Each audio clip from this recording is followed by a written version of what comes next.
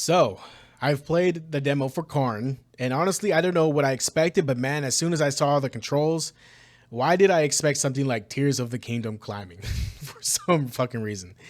But have you guys ever played QWOP before? That flash game where you are like a runner and you control like the joints and feet to get him to run, but it's the most goofy shit looking possible. Yeah, similar to that, a little bit more cleaner. Like you control the hands and feet, and you got to try to find like the balance point between the two while climbing, where your character doesn't fall and lose grip and fall down to their fucking death. Like you have to control each limb and sort of like like it's just you got to have some sort of leverage. Like, you got to actually play it like you're climbing yourself. Like it's a climbing simulator, right? You got to climb up further and you got to go ahead and balance yourself, making sure you have some leverage to get some sort of rest.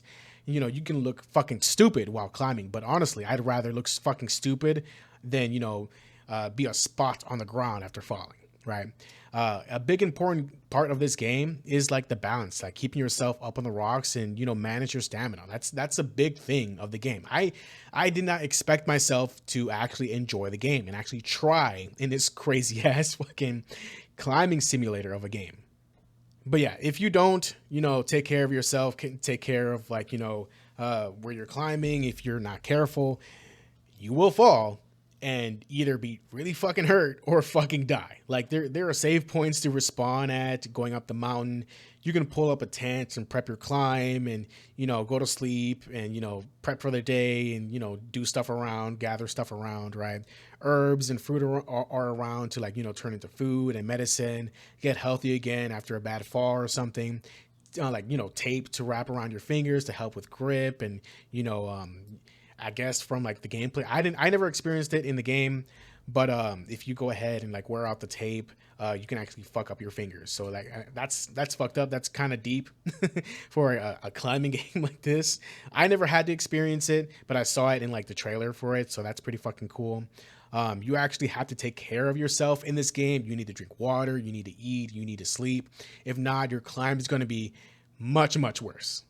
I wasn't able to see how shit a climb can be with the worst conditions, but at its best, being careful and planning ahead will truly benefit you.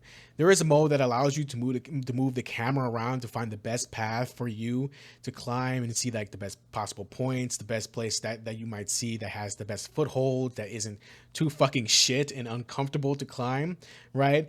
Speaking of uncomfortable, when you go ahead and find like a good spot for you to rest a little bit and you're like in like the middle of like you can see like where you can climb up like the cliff, of course, right? If you see the cliff but you're kind of far and you look down, then you're kind of far too. You can go ahead and drill a spike to help you not fall to your death, but depending on how far between the spike and you are, and if you fall, you may swing to your death, or swing and get a little bit of hurt, so be careful with that. There is a little bit of a mini game to see how well you put in the spike. If it's twisted, I'm sure if you fall too many times, the spike will pop and you will fall to your death or some shit, right? But if you do it perfectly, I'm sure like the times you fall and it holds will increase like even more, right? That's what I assume. If it's perfect and it doesn't pop out at all, even fucking better, right? I honestly was having fun with the game, and when I got to the controls down and saw how deep the mechanics really were and what you can do, it's like a cozy game where you are focused on something simple and that doesn't need to be so stressful all the time unless you put yourself in that position. I think CAIRN is going to be a solid game. Like I think it will generate its own like personal fan base that will go ahead and keep it alive. It's honestly really fucking fun. It's something you can play to pass the time and explore with survival elements that make sense and are interesting.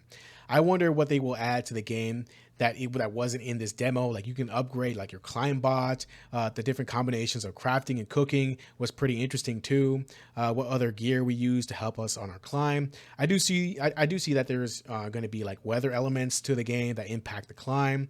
So sleeping and waiting out the weather until its peak advisable conditions is something that you will have to go ahead and do. But if there are seasons where it's constantly raining, snowy, hot, or windy, that would add some great level of complexity and layers to the difficulty, right? So that's fucking nice.